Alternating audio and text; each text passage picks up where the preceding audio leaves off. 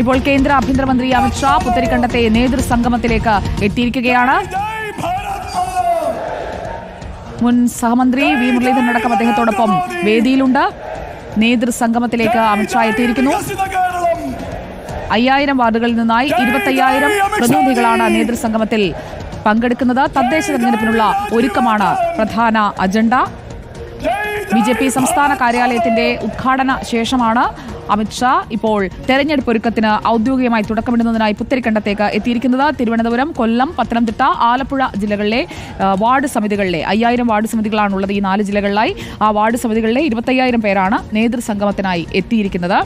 മറ്റ് 10 റവന്യൂ ജില്ലകൾ, അവയിലെ 5 അംഗ വാർഡ് സമിതി അംഗങ്ങൾ, പഞ്ചായത്ത് മുതൽ ജില്ലാതലം വരെയുള്ള നേതാക്കൾ, അതായത് പഞ്ചായത്ത് ഏരിയ തലങ്ങളിൽ വെർച്വലായാണ് ഈ യോഗത്തിൽ ഇപ്പോൾ പങ്കെടുക്കുന്നത്.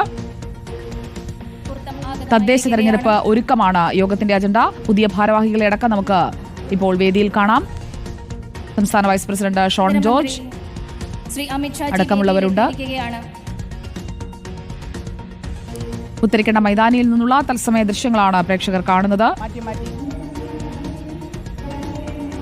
വാർഡ് തല നേതൃസംഗമത്തിന് തുടക്കമാവുകയാണ്. ഔദ്യോഗികമായി തദ്ദേശ തെരഞ്ഞെടുപ്പിന് തയ്യാറെടുക്കുന്നതിനായിട്ടുള്ള തുടക്കമിടുകയാണ് ഇപ്പോൾ BJP.